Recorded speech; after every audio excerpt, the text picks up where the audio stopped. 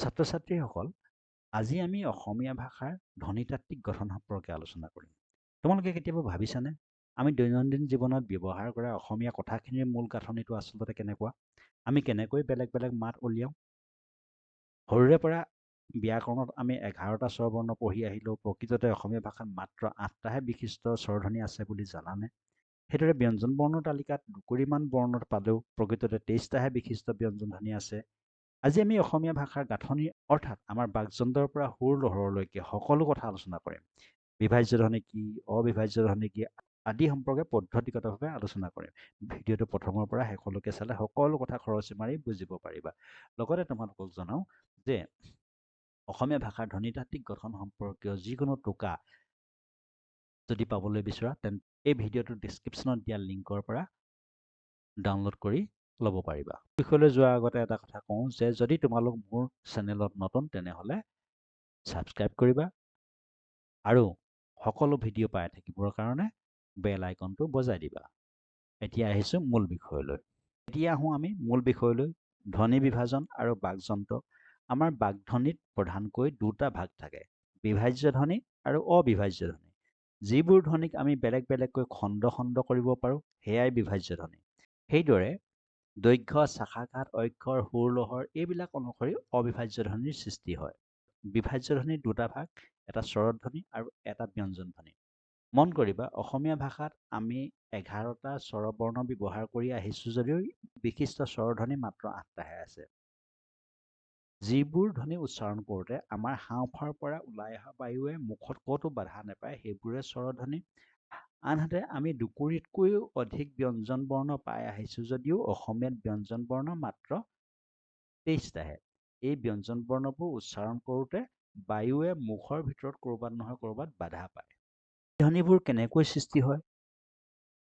আমাৰ হাওঁফাওৰ পৰা নিৰ্গত বায়ু প্ৰবাহ ওঠ, দাঁত, দন্তমূল, তালু আৰু জিভাৰ দৰে বাকযন্ত্ৰৰ সহায়ত বিভিন্ন ধ্বনিত পৰিণত হয়।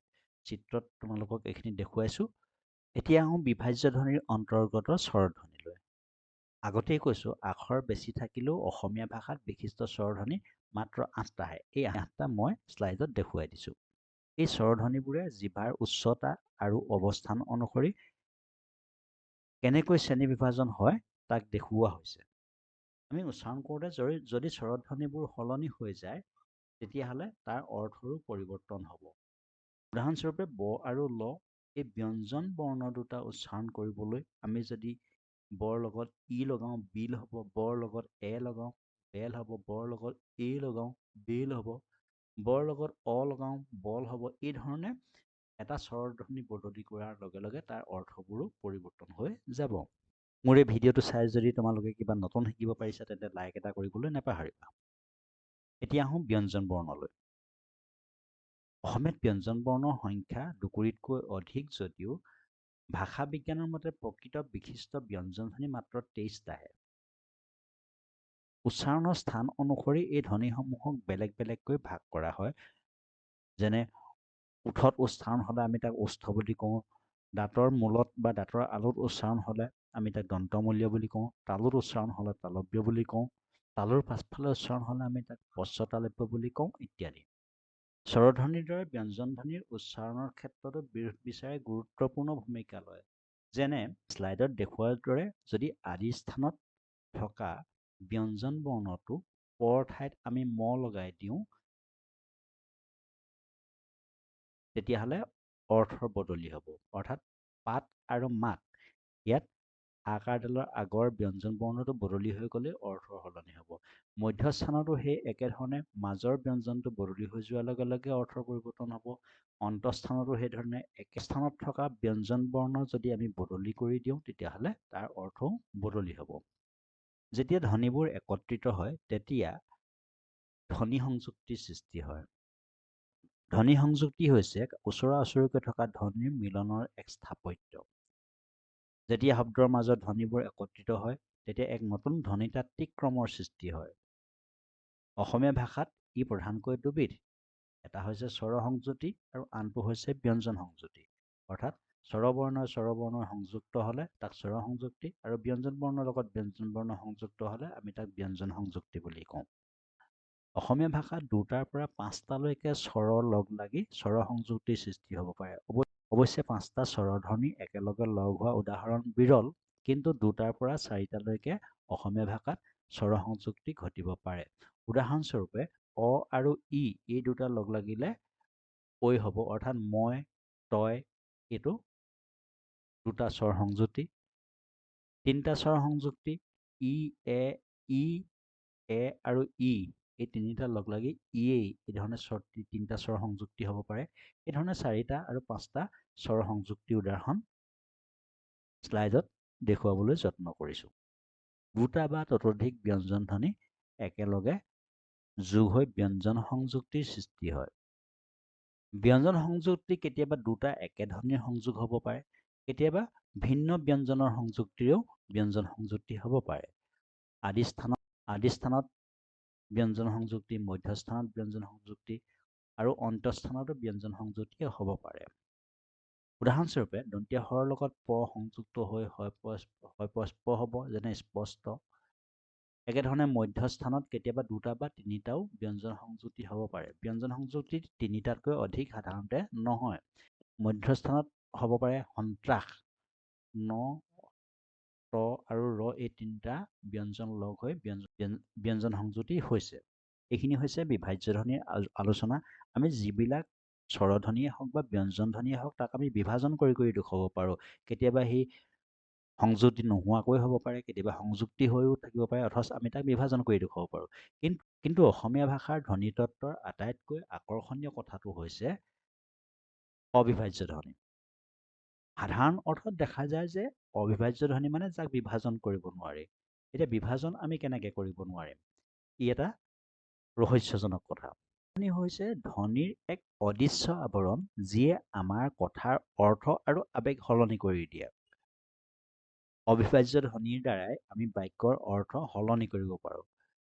ইয়াত একোটা শব্দত একেগিটা ধ্বনিয়ে থাকিব, কিন্তু তাক আমি সুৰ বা শাখাঘাত ইত্যাদি বেলেগ ধৰণে প্ৰয়োগ কৰি আমি তাৰ পৰা বেলেগ অৰ্থ উলিয়াব পাৰোঁ।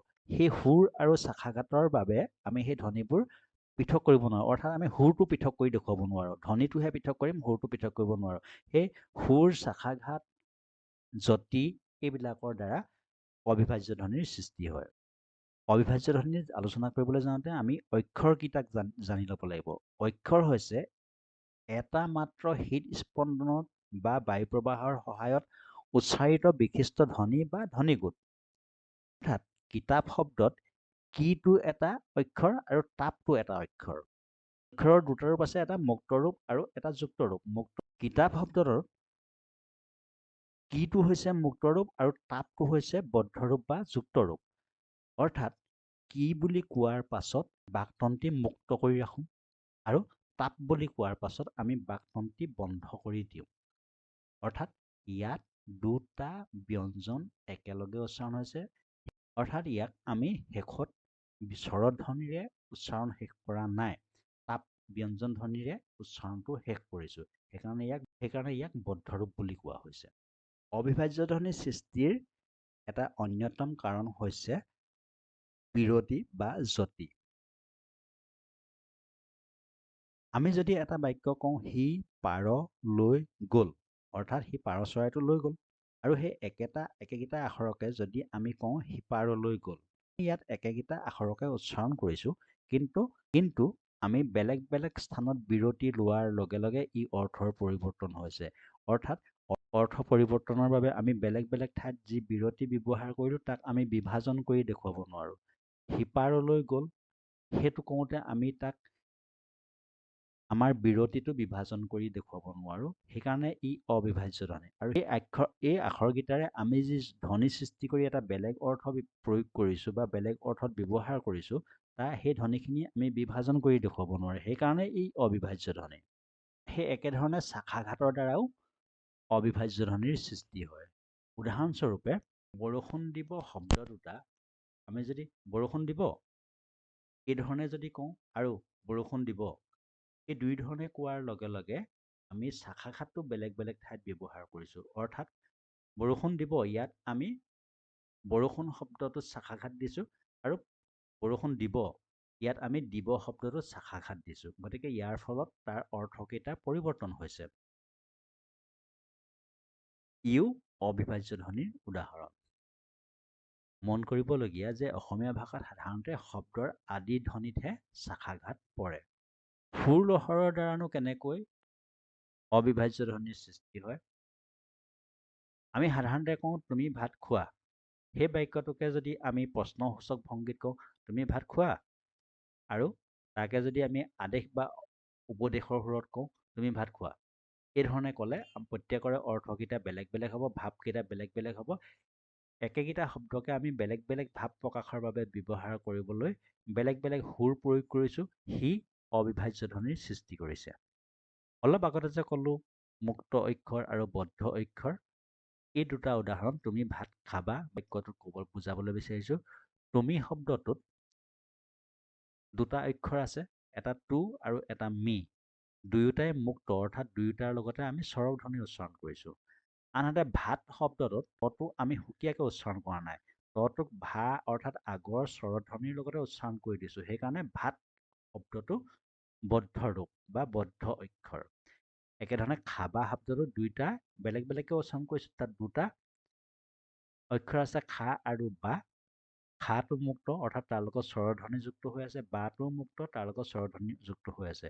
আলোচনাখিনিৰ পৰা এইটো ধাৰণা হ'ল যে ধ্বনি বিজ্ঞান কেৱল বৰ্ণৰ অধ্যয়ন নহয়, ই আমাৰ চিন্তা আৰু আৱেগক ভৌতিক ৰূপ দিয়াৰ এক সুশৃংখল যান্ত্ৰিক প্ৰক্ৰিয়া। বিভাজ্য ধ্বনিৰ ভৌতিক নিৰ্মাণ আৰু অবিভাজ্য ধ্বনিৰ আৱেগিক প্ৰয়োগ, এই দুয়োটাৰ নিখুঁত সন্মিলনেই হৈছে অসমীয়া ভাষাৰ স্বকীয়তা আৰু সৌন্দৰ্য।